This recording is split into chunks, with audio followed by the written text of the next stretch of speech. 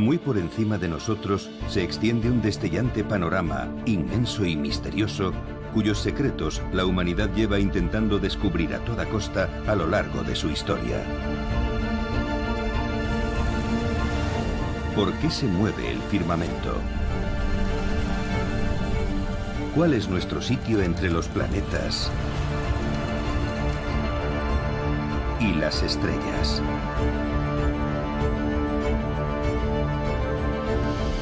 Buscando respuestas a estas preguntas, nos embarcamos en un viaje de descubrimiento durante 2000 años, que va a redefinir nuestro planeta y a sustituir las antiguas leyendas por un nuevo modo de pensar.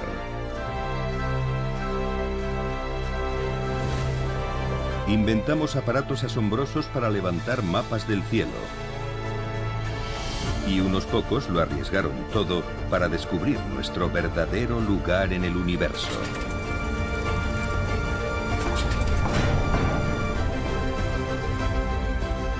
Esta es la historia de la obsesión de la humanidad por el cielo y del sentido del universo para nuestros antepasados.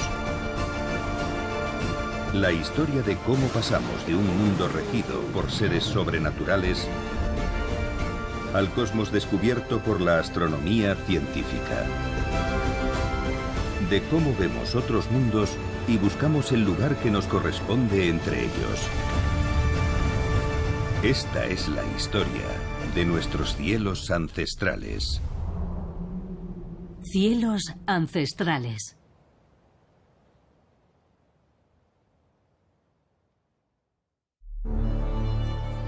Descubrir el centro.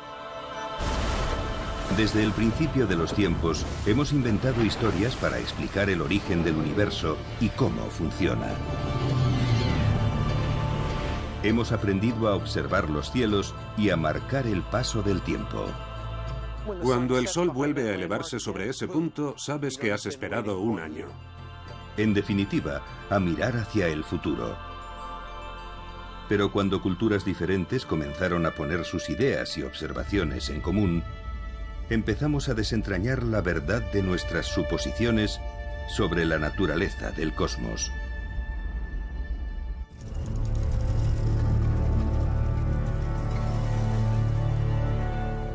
Durante milenios se pensó en todo el mundo que la Tierra era plana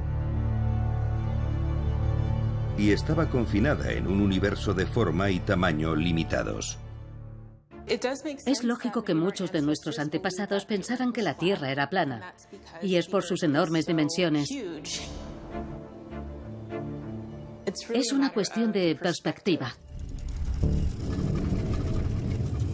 Pero que la Tierra fuera plana no significaba que fuera infinita. Dado que el cielo tenía forma de cúpula, el límite del mundo debía estar donde la Tierra y el cielo se juntaban. El valiente que intentaba alcanzar ese límite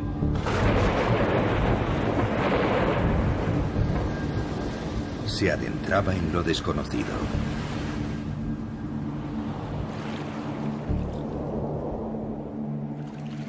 En la poesía épica de la antigua Grecia, el héroe Odiseo debe aventurarse hasta los mismos confines del mundo para alcanzar la tierra de los muertos. Y cuanto más se acerca, más peligros terroríficos y monstruos letales se encuentra a su paso.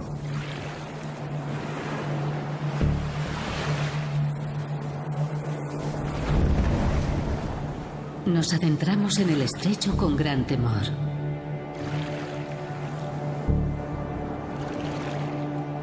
Sabiendo que a un lado estaba Escila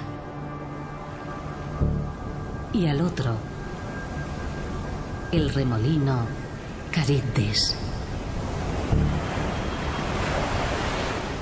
Vimos como el agua giraba y giraba sin cesar, haciendo un ruido atronador al romper en las rocas. Los hombres temblaban.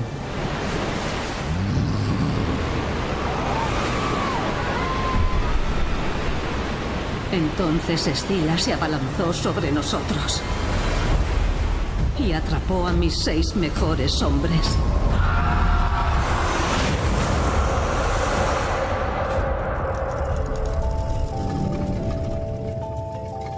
Pero incluso mientras se estaba escribiendo esta historia, ya existían indicios, para quien observaba, de que el mundo podía no ser plano después de todo. Vimos algunas pistas en el cielo. En un eclipse lunar, la Tierra se interpone entre la Luna y el Sol, de manera que bloquea parte de la luz que ilumina la Luna, y su curvatura puede verse en la sombra que proyecta. También observamos indicios mucho más cerca. Cuando miras el horizonte desde la costa y ves zarpar un barco, no lo pierdes de vista de repente. Ves desaparecer primero el casco en el horizonte y después el mástil. Desde al menos el siglo X a.C., había navegantes haciendo viajes increíbles de miles de kilómetros. Y ninguno había alcanzado el límite del mundo. El historiador griego Heródoto llegó a contar una historia de unos navegantes fenicios que habían circunnavegado África. Aunque para él había una parte de ese relato que no era creíble. Según los navegantes, cuando la flota rodeó África en dirección oeste, ocurrió algo excepcional. El sol estaba a su derecha. Aunque ahora sabemos que debieron cruzar el Ecuador, para Heródoto no tenía ningún sentido. Pero era justo la clase de observación que serviría de argumento a otros griegos de la antigüedad que empezaban a pensar de un modo completamente nuevo. En los inicios de la cultura griega clásica, hacia el año 600 o 500 a.C., está el origen de lo que hoy conocemos como ciencia y filosofía griegas. Es cuando los griegos empiezan a abandonar a sus dioses y diosas para centrarse en el mundo material. No sabemos si hubo algo que pudiera llamarse un momento eureka, pero en el siglo V a.C., esta erupción masiva de ciencia y filosofía en Grecia dio lugar a una redefinición tan drástica de nuestro planeta que incluso hoy algunos tienen dificultades para aceptarla.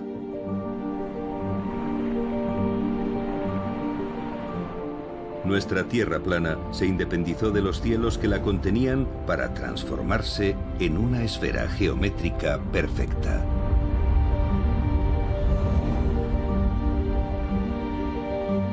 Nuestras ideas sobre el universo seguirían evolucionando, pero ya era incuestionable que la Tierra es redonda.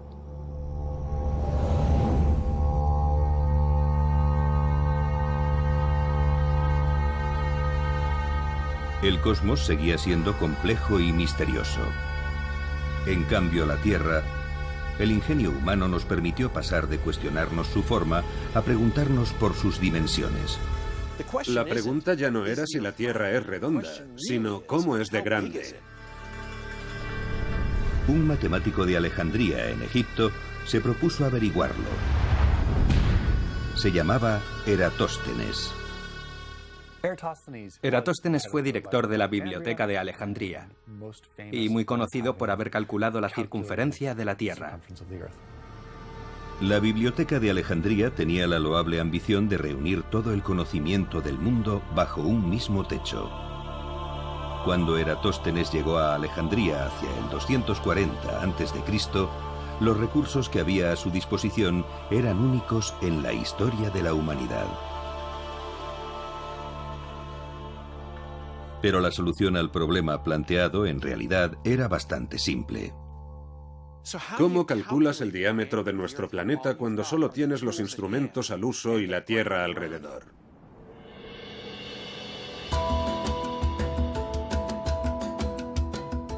Eratóstenes había oído la historia de que existía un pozo en Siena, la actual Asuán, en Egipto, en el cual, si uno se asomaba determinado día del año, podía ver el sol brillando en el fondo. Él vivía en Alejandría, justo al norte de Siena, y sabía que ese mismo día un palo clavado en el suelo proyectaría una sombra, y caviló que, aplicando simples nociones de geometría, podía calcular la circunferencia de la Tierra usando esa información. Eratóstenes pensó que si clavaba un palo bien recto en el suelo, justo cuando alguien estuviera viendo el sol en el fondo del pozo de Siena, y medía el ángulo formado por la punta del palo y la punta de su sombra en el suelo, ese ángulo tenía que ser el mismo que el formado por el centro de la Tierra con Alejandría y Siena. Eratóstenes calculó que ese ángulo medía unos 7,2 grados. Y con este dato y el de la distancia entre Alejandría y Siena, ya podía calcular el tamaño de la Tierra aplicando la geometría. Eratóstenes sabía que Siena estaba a 5.000 estadios, antigua unidad de longitud, de Alejandría en dirección sur, y cuando terminó el experimento y los cálculos matemáticos, concluyó que la circunferencia de la Tierra medía algo más de 250.000 estadios. Es decir, unos 46.600 kilómetros.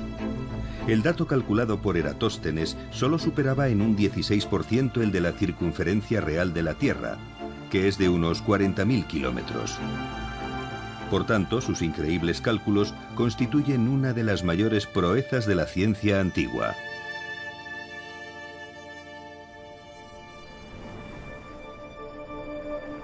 Por primera vez en la historia, sabíamos lo grande que era el mundo, aunque la mayor parte de su superficie seguía siendo un completo misterio. A lo largo de los siglos siguientes, las conquistas, el comercio y la expansión del Imperio Romano conectaron países tan distantes como India e Italia. En Alejandría, un erudito llamado Claudio Ptolomeo se propuso hacer el mapa de este nuevo mundo. Por desgracia, no tenía gran cosa para empezar a trabajar. La cartografía era bastante rudimentaria en la antigüedad y relativamente local. Había montones de mapas regionales y se han conservado muy pocos. Ptolomeo encontró la manera de proyectar y desplegar nuestra Tierra esférica en un mapamundi plano. Sus métodos y datos eran tan acertados que se utilizaron durante más de un milenio. El propio Cristóbal Colón planeó sus viajes a las Américas basándose en el trabajo de Ptolomeo. Pero el gran logro iba a dejar muy pequeña su hazaña de cartografiar la Tierra, un proyecto épico.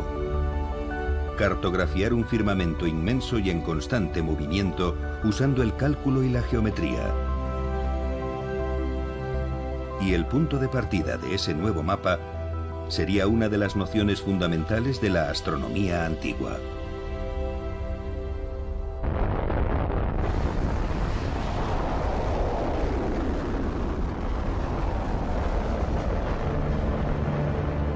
Cada año enviamos cientos de satélites al espacio. Orbitan la Tierra a velocidades de hasta casi 28.000 kilómetros por hora. Sin ellos, la vida moderna se pararía por completo. Pero esta tecnología de la era espacial en realidad se basa en una idea ancestral. Los satélites se comportan como si el planeta alrededor del cual orbitan fuera el centro del universo. No es un concepto tan disparatado como suena. Lo que experimentamos no es la Tierra moviéndose, sino el Sol moviéndose a nuestro alrededor. Experiencialmente, es así el mundo en el que vivimos. Estés donde estés en la Tierra, el cielo y todo lo que hay en él parece moverse a nuestro alrededor. Para Ptolomeo no era solo una cuestión de perspectiva, sino un hecho constatado. Un universo con la Tierra en el centro. Un pilar fundamental del modelo que iba a definir nuestra noción de los cielos durante los 1500 años siguientes.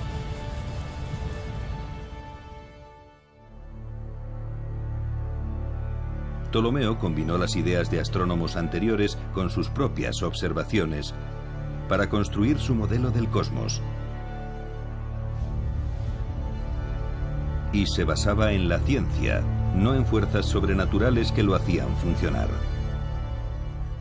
Ptolomeo intentó crear un sistema completo para explicar todos los fenómenos del universo, pero basándose en motivos naturales, sin necesidad de intervenciones divinas, ni dioses ni diosas, solo procesos naturales. Partiendo de la Tierra, él pensaba que el cielo a nuestro alrededor también era esférico. Es otra idea ancestral que aún utilizamos.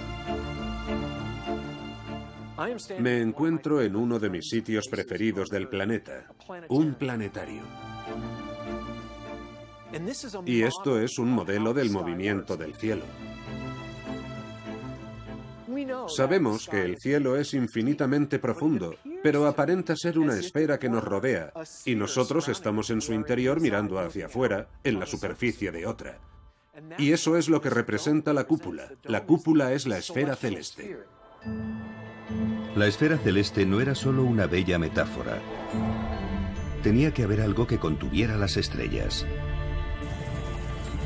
Ptolomeo estaba convencido de que la esfera era real y estaba hecha de una misteriosa sustancia cristalina que no se hallaba en la Tierra. Aunque en esa esfera no todo se movía del mismo modo.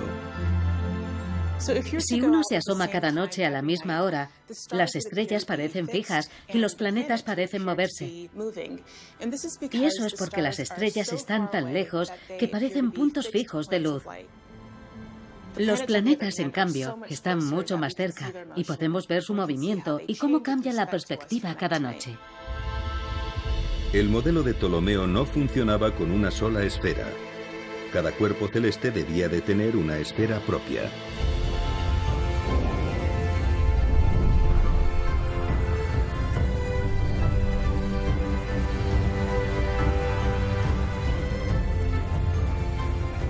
Primero venía la Luna, seguida de Mercurio, Venus, el Sol, Marte, Júpiter y Saturno. Más allá, en los confines del espacio, estarían las estrellas.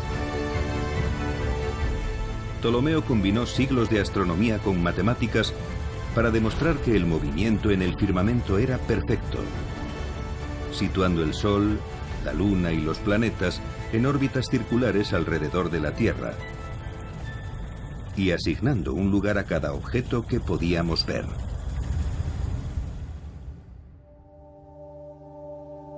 El modelo de Ptolomeo explicaba hasta los movimientos más inusuales en el firmamento. Si solo tienes un movimiento circular y los objetos están integrados en esas esferas, todo tendría que moverse perfecta y definidamente de un modo ordenado. Pero resulta que no es así como funciona realmente el universo.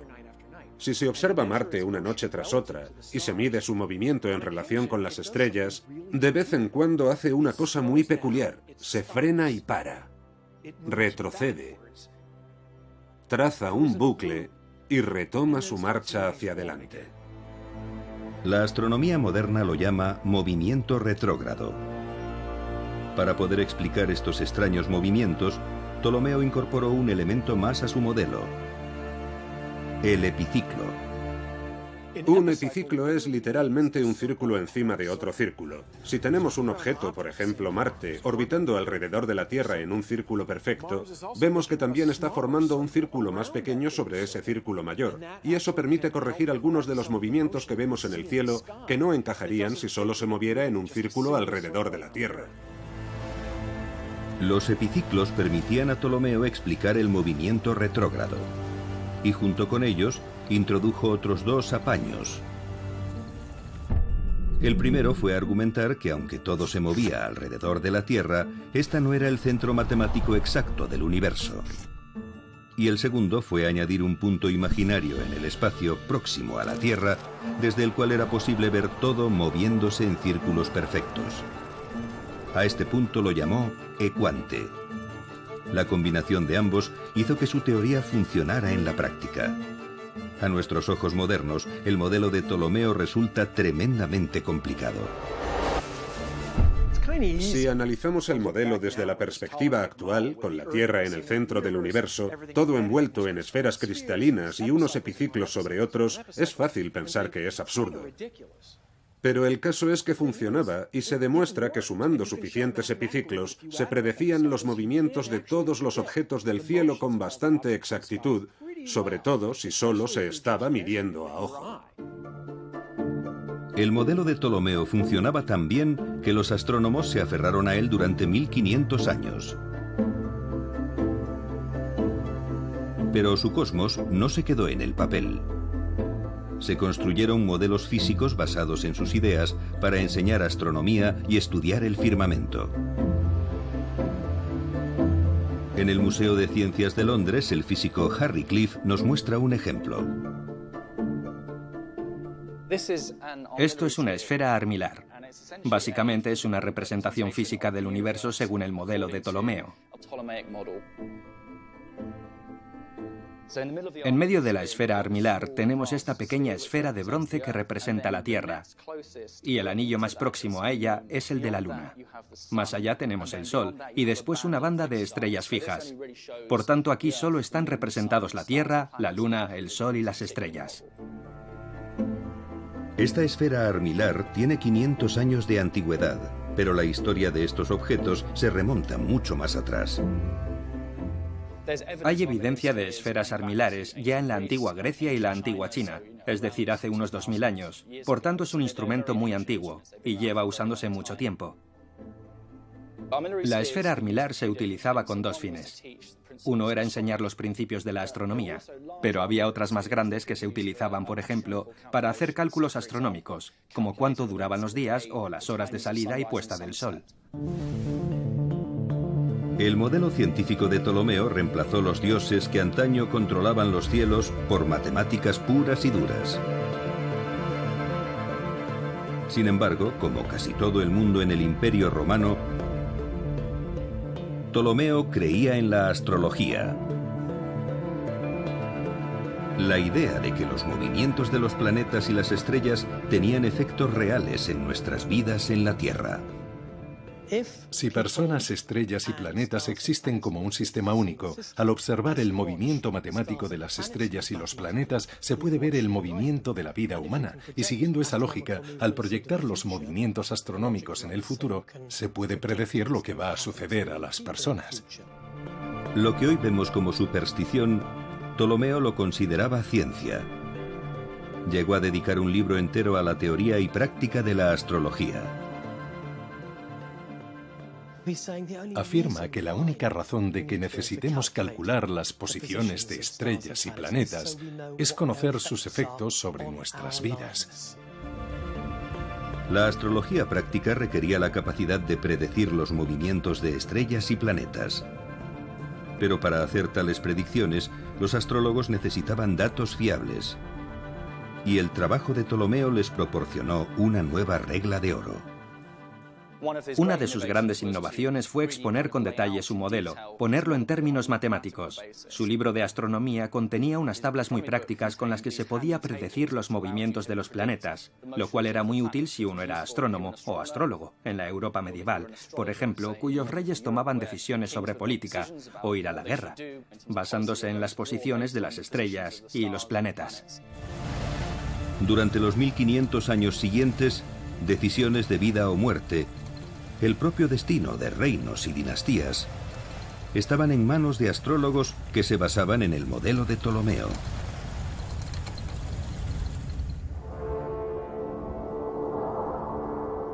Ptolomeo era ciudadano del vasto imperio romano que se extendía desde el norte de Gran Bretaña hasta Irak y abarcaba todo el Mediterráneo. Pero 300 años después de la muerte de Ptolomeo, después de ostentar durante siglos la condición de superpotencia, Roma estaba a punto de hundirse. El Imperio Romano ya no manda en el mundo como antes. De hecho, en el siglo IV o V, Roma ya no es el centro del mundo. La caída de Roma hizo que Europa occidental se sumiera en el caos. El gobierno se desintegró. Las economías quebraron. El alfabetismo se retrajo. Había llegado la Edad Oscura o Edad Media. Pero aunque las luces se hubieran apagado en Europa, otras civilizaciones seguían portando la antorcha del progreso. La idea de que la Edad Oscura fue un periodo en el que no pasó nada es errónea. Y una de las razones de que se consolidara esta idea fue que solo mirábamos a Europa. Si hubiéramos mirado con una perspectiva global, habríamos comprobado una y otra vez que las ideas viajan entre culturas. La astronomía ya estaba muy asentada en lugares como India y China. Y ahora se les sumaba una nueva cultura también ávida de estudiar los cielos: el Islam. La cultura islámica es un florecimiento increíble de actividad intelectual y científica que no puede calificarse como edad oscura bajo ningún concepto. Durante cientos de años, Oriente preservó conocimientos clásicos que de otro modo se habrían perdido para siempre. En Europa occidental ya no era posible acceder a la inmensa mayoría de la obra de Ptolomeo y de Aristóteles, ni a la ciencia matemática de la antigua Grecia, hasta el siglo XII, más o menos. Lo que perdió Europa occidental lo ganó el Islam. Se inaugura el periodo que conocemos como la Edad de Oro del Islam, que duró varios cientos de años. Una cultura de erudición espectacularmente pujante en la que todas y cada una de las ideas sobre la naturaleza del cosmos se someten a discusión. Proliferaron los observatorios por todo el mundo islámico. Basándose en el sistema de Ptolomeo, los científicos orientales cartografiaron el firmamento con una sofisticación sin precedentes, usando instrumentos especializados. En la Universidad de Harvard, David Anger se encarga de un ejemplo. El astrolabio es una combinación de calculadora y aparato de medición que permite calcular la posición de estrellas fijas, el Sol y otros objetos astronómicos en cualquier época y cualquier fecha. Los ejemplos más tempranos que han sobrevivido proceden del mundo islámico. Este astrolabio se fabricó en Persia en torno al año 1590. Por tanto, un astrolabio es un instrumento de doble uso. Por la parte trasera es un instrumento de medición. Te permite situar una estrella y obtener un ángulo que indica a qué distancia está la estrella o el Sol del horizonte, y ese ángulo luego puede utilizarse para calcular distancias o para ajustar la otra parte del astrolabio. En el frontal del astrolabio es donde realmente sucede lo importante. Está formado por dos capas, una capa abajo donde hay una proyección del cielo. Una cuadrícula dibujada en el cielo se proyecta sobre esta superficie plana, y luego una capa superior que gira con estos marcadores. Cada marcador indica una estrella diferente, y luego este anillo representa el movimiento del Sol. Y así, mientras transcurre el día, este anillo superior va rotando, mostrando cómo las estrellas fijas parecen moverse en el cielo. Usando instrumentos como el astrolabio, los astrónomos islámicos sumaron sus propias observaciones a los datos acumulados durante siglos de investigación. Algunos se dedicaron a perfeccionar el modelo de Ptolomeo, añadiendo nuevos cálculos para que siguiera siendo útil. Pero otros tenían ambiciones más radicales y buscaban la manera de prescindir de los apaños de Ptolomeo. El modelo de Ptolomeo es el modelo heredado que ha funcionado bien durante mucho tiempo. Y sin embargo es un embrollo, con todos esos secuantes y epiciclos. Es muy difícil manejarlo. Así que empezaron a simplificar los cálculos, a reducir el número de epiciclos. Necesitaban volver a los fundamentos de la astronomía antigua y a la idea de que los objetos del cielo se movían en círculos perfectos. Del siglo XI en adelante, a través del comercio y la guerra, los textos antiguos empezaron a regresar al oeste en forma de traducciones islámicas. Y entraron en un panorama transformado por la fuerza dominante en Europa: el cristianismo. En el campo de la astronomía, aunque hubieran perdido la ciencia de Ptolomeo, su modelo aún resistía, gracias a que, con el paso del tiempo, los cristianos habían encontrado la manera de conciliarlo con sus creencias. En el cosmos cristiano, el factor fundamental es que todo ha sido creado y está regido por Dios. Especialmente en los mapas de la Edad Media, los mapas del mundo, vemos que imaginan a Dios fuera de la esfera de las estrellas fijas. Y, por tanto, conceptualmente, Dios engloba el cosmos. Como el cielo tenía que estar en alguna parte, existía la convención de situarlo más allá del reino de las estrellas. Y si Dios debía tener un lugar físico en el universo, el demonio también debía tener el suyo. El modelo de Ptolomeo ofrecía la solución ideal.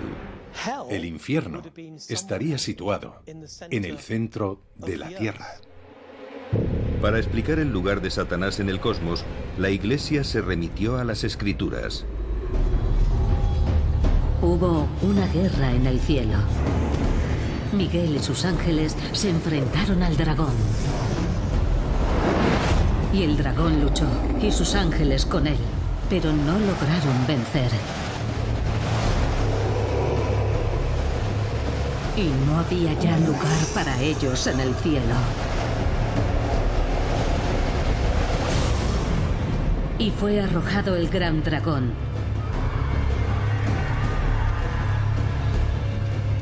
La antigua serpiente, que se llama demonio, y Satanás, el cual engaña al mundo entero. Fue arrojado a la tierra, y sus ángeles fueron arrojados con él.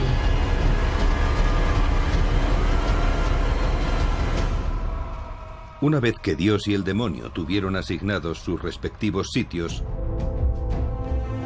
el retorno a la obra escrita de Ptolomeo ayudó a cimentar la visión cristiana del cosmos y a revelar la perfección matemática del universo de Dios. Este conocimiento redescubierto no tardó en incorporarse a bellos objetos y máquinas increíbles, como el reloj de Praga, el reloj astronómico más antiguo del mundo que aún funciona.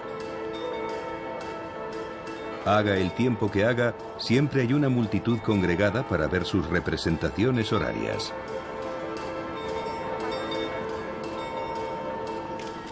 Pero es más que un reloj. Si uno sabe dónde tiene que mirar, es una guía del cosmos con un astrolabio incluido que muestra el horizonte de Praga y las posiciones del Sol y la Luna en su recorrido por el zodiaco.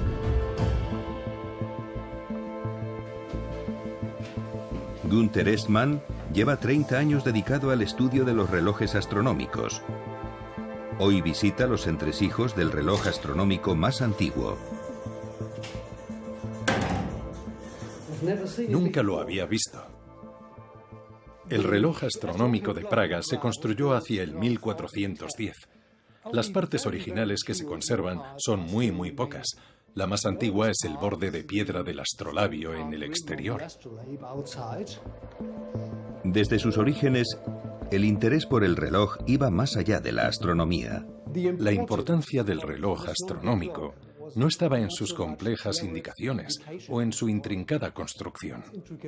Más bien, era una cuestión de prestigio, una cuestión de tecnología de alto nivel, o de orgullo por el logro científico y la obra artesanal, que por supuesto tenía un contenido astronómico, aunque las personas capaces de entender el significado de una esfera astronómica fueran muy pocas.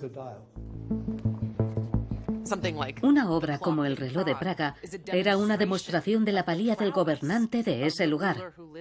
Era ciencia puntera. El dinero y los conocimientos invertidos en la construcción del reloj eran el reflejo de una tendencia que estaba arrasando en toda Europa. A partir del siglo XIV, Europa occidental entró en una edad de oro del conocimiento, impulsada por el redescubrimiento del arte, la literatura y la ciencia de la Edad Clásica. El Renacimiento.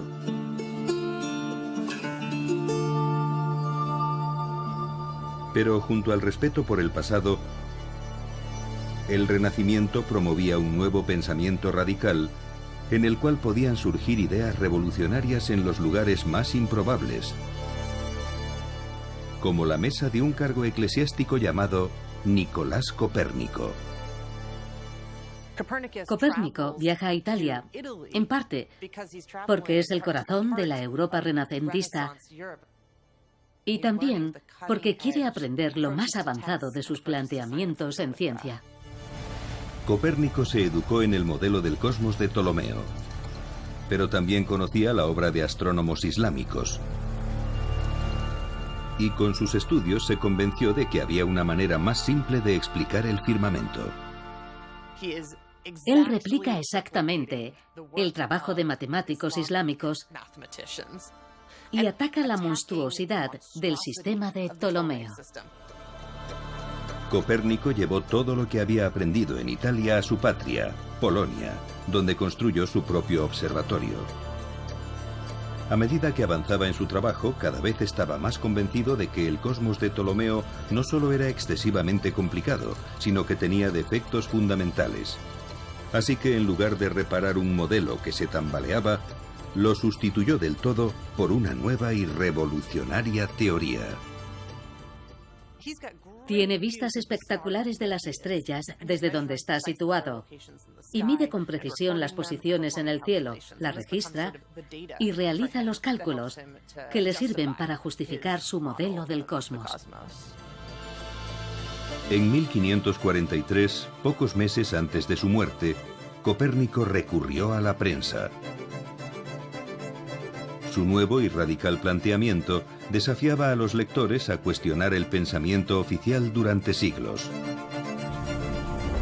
La Tierra dejó de ocupar el centro del cosmos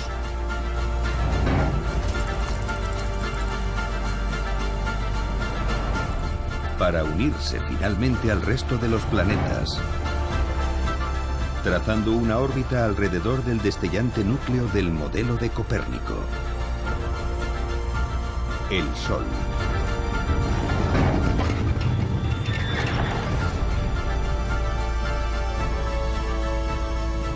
Tras décadas de duro trabajo, Copérnico había cambiado el universo.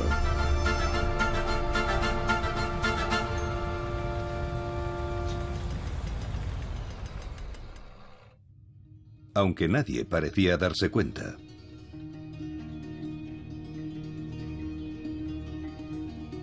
El copernicanismo no es virulento al principio. Han llegado a decir que el libro De Revolutionibus, publicado por Copérnico en el siglo XVI, es un libro que nadie leyó. No provoca la menor agitación.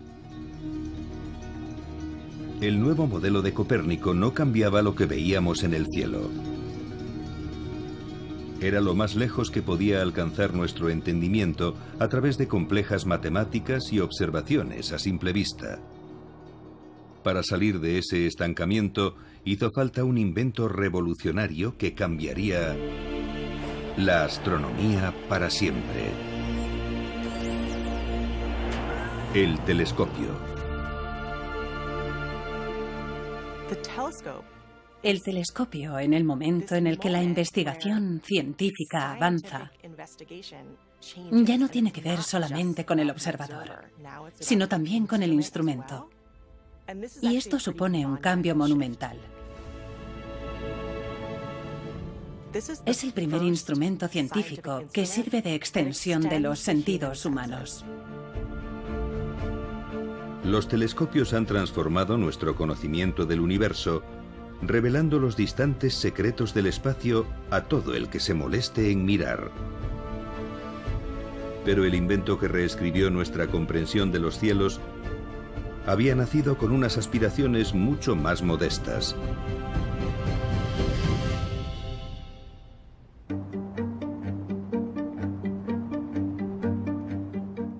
En 1608, Hans Lippershey inventa el catalejo holandés.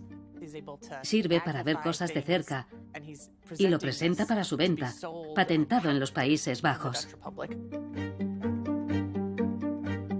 El catalejo era útil para avistar barcos o examinar paisajes, pero poco más. Cuando llegó la noticia del invento a Venecia, en Italia, un científico genial vio una oportunidad. Se llamaba Galileo Galilei. En Venecia, Galileo oye hablar del catalejo holandés y decide que va a mejorarlo y a adquirir notoriedad por ello. Galileo se dio cuenta de que aquel telescopio rudimentario podía transformar su manera de observar el firmamento. Nuestra visión de los objetos que hay en el cielo está limitada por el tamaño de nuestro ojo y por el de la lente que contiene. Con los telescopios se crea una lente más grande que nos permite atrapar más luz del espacio o más fotones para observarlos. Galileo usaba un tipo de telescopio llamado telescopio refractor. Refractar solo significa flexión. Se utilizan lentes para desviar la luz. Hay de dos clases diferentes, la lente convexa, abombada hacia afuera, y la lente cóncava, abombada hacia adentro. Cuando la luz atraviesa una lente convexa, se concentra en un punto y es un problema porque no te permite enfocar la imagen. Necesitamos que los rayos de luz sean paralelos al llegar a nuestro ojo. Aquí es donde entra la lente cóncava, porque es una lente divergente. La luz que la atraviesa se dispersa. Por tanto, si tomas ambas cosas, ajustas la distancia correcta, una hará converger la luz y la otra la hará divergir. Se equilibran. Y así los rayos de luz llegan paralelos al ojo y se obtiene una imagen amplificada perfectamente enfocada. En su afán por adquirir fama y riqueza, Galileo se propuso fabricar las lentes más precisas del mundo para su revolucionario telescopio. La calidad de la imagen que obtienes depende de un montón de cosas. Las lentes deben tener la forma precisa. Has de tener un cristal de alta calidad y es difícil de fabricar. A Galileo no solo le preocupaba el diseño óptico de su telescopio, sino la propia fabricación de las lentes, hasta tal punto que las hizo él mismo y llegó a mejorar el proceso. Se aseguraba de que lo suyo era mejor que lo que cualquiera pudiera tener. En un año, Galileo construyó un telescopio de 20 aumentos, algo sin precedentes. Dirigido hacia el cielo, nos permitía ver más allá de lo que había visto nunca un ser humano. Y al instante, reveló nuevas verdades sobre nuestro universo. En 1609, Galileo dirige su telescopio al firmamento y empieza a observar muchas cosas. Observa la superficie de la Luna. La Luna que Galileo ve a través de su telescopio no es una esfera perfecta y cristalina. Su superficie contiene montañas, es abrupta. Observa que la materia de la Luna es parecida a la de la Tierra y piensa que si la materia de la Tierra y la de la Luna fuera la misma, el movimiento funcionaría de manera parecida tanto en el cielo como en la Tierra.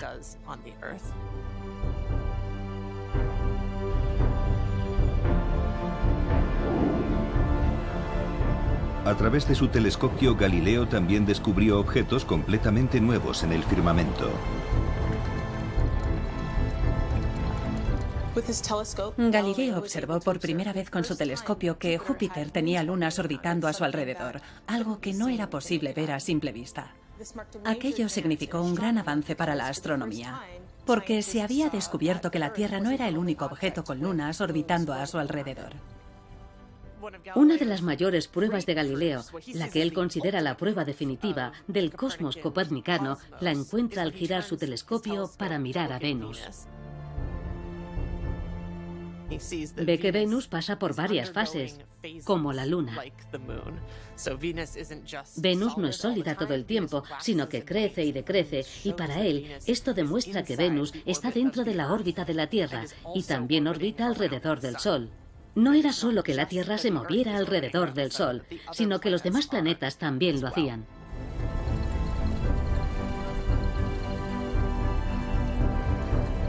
Con su telescopio, Galileo había hecho más descubrimientos que varias generaciones de astrónomos juntas.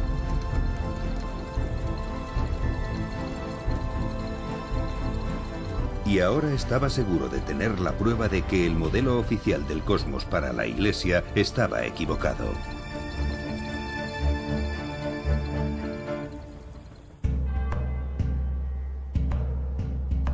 A partir de 1610 empieza a correrse la voz sobre los descubrimientos de Galileo, que le hacen entrar en conflicto con una de las instituciones más poderosas de la historia.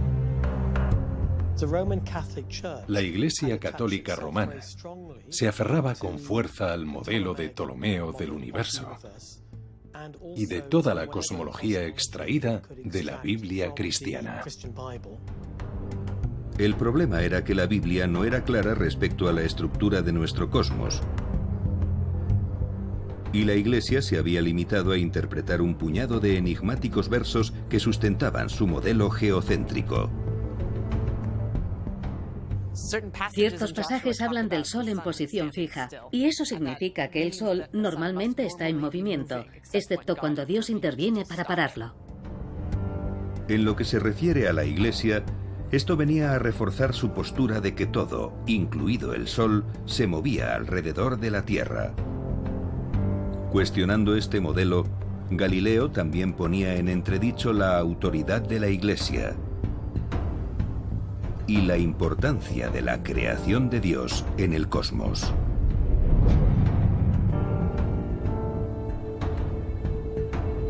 La humanidad pierde su posición de centralidad, y tanto filosófica como teológicamente era una idea muy radical. Eran tiempos peligrosos para sostener ideas heterodoxas. La Iglesia Católica tenía dificultades para contener el crecimiento explosivo de su rival, el protestantismo. En este ambiente paranoico, quienquiera que fuera tan insensato como para cuestionar el orden establecido no podía esperar demasiada clemencia. En 1600, el astrónomo Giordano Bruno fue quemado en la hoguera por sus afirmaciones. Pero Galileo no era de los que mantenían la boca cerrada. Es muy importante comprender este aspecto de Galileo, de su personalidad, y es que era una persona sumamente ambiciosa. No le bastaba con hacer algo, necesitaba que se le reconociera el mérito. Para promocionarse como uno de los mayores científicos del mundo, Galileo escribió cantidades ingentes de correspondencia para promocionar su telescopio y las implicaciones de lo que había observado con él. Pero al dejar constancia escrita, Galileo estaba corriendo un gran riesgo. Recientemente se ha descubierto una carta incriminatoria en los archivos de la Royal Society de Londres. Keith Moore se encarga de la conservación de esta pieza histórica.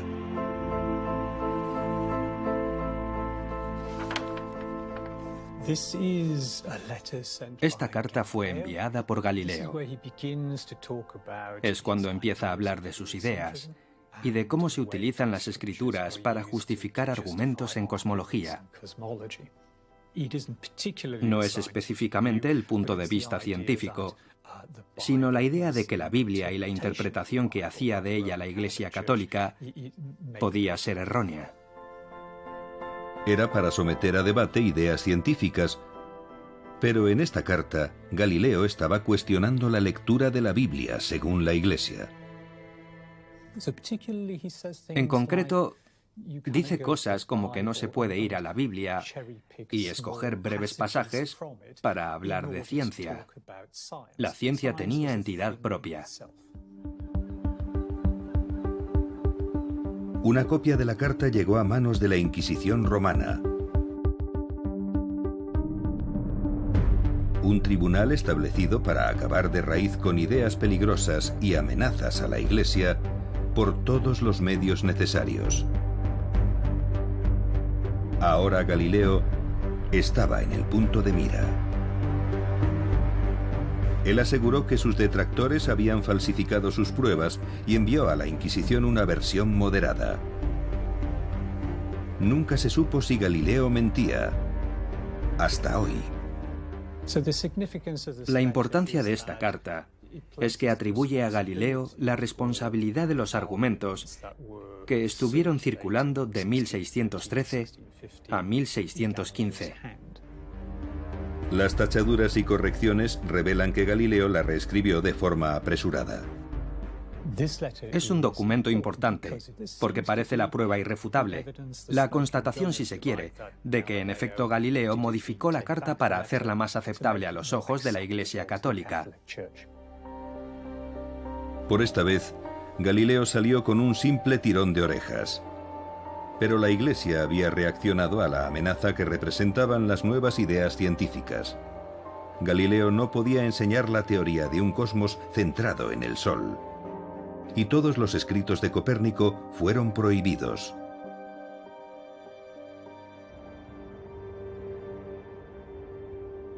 Durante más de un decenio, Galileo guardó sus ideas en un cajón. Hasta que Galileo aprovecha lo que considera un golpe de suerte. Uno de sus amigos y mecenas, Maffeo Barberini, es nombrado papa con el nombre de Urbano VIII. Galileo ahora tiene un amigo que ostenta la máxima dignidad en el mundo y piensa que eso le da cierto margen de actuación. Así que empieza a escribir su diálogo sobre los dos grandes sistemas del mundo, y eran el de Ptolomeo y el de Copérnico. Presentando ambos modelos del cosmos, Galileo esperaba evitar una visita de la Inquisición. Pero erró gravemente los cálculos. Volvió a ser emplazado en Roma y sometido a juicio. El 22 de junio de 1633, Galileo fue declarado culpable de herejía. El resultado del juicio es que Galileo es puesto bajo arresto domiciliario para el resto de su vida, en su villa de Arcetri, con la orden de no volver a publicar ni a escribir sobre el copernicanismo nunca más. La Iglesia Católica mantuvo la prohibición de las teorías heliocéntricas durante casi 200 años. Pero el genio ya no volvería a meterse en la lámpara. Y esta vez Galileo no se quedó callado. En Arcetri se dedica a influir en una red de discípulos y contactos por toda Europa para difundir discursos acerca de dos nuevas ciencias, la física tras el copernicanismo. La física que demostrará su filosofía copernicana. El telescopio significaba que cualquiera ya podía observar el firmamento y ver lo que Galileo había visto. Otros astrónomos sumaron su voz a la de él, abrazando y compartiendo ideas nuevas. Juntos, su investigación dio paso a una nueva era de la astronomía científica, que terminaría desterrando las ideas del pasado y nos acercaría más que nunca a una verdadera comprensión de nuestros cielos.